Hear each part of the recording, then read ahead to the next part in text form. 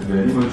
В рамках своего проекта я планирую издать свою книгу на лезгинском и русском языках. Я сам пишу на своем родном лезгинском языке.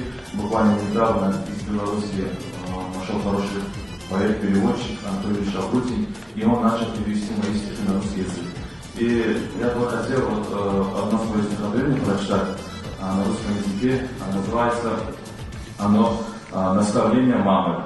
«Сын, береги спокойствие отца, и совестный будь и предан Богу. Всегда ли у отцов болят сердца за сыновей, отправленных в дорогу? Скажи и дочери, чти закон Бога, не обезумь влюбленности в угоду.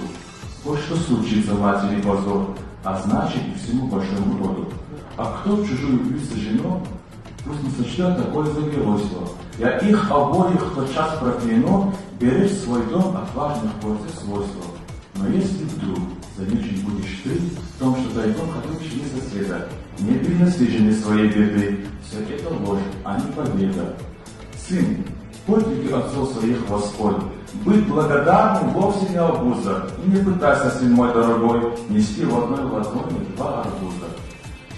Будь дружен с братом, он родная кровь, дружите как цветы, что вы дружат, друг другу помогайте вновь и вновь, делите хлеб, делите общий ужин.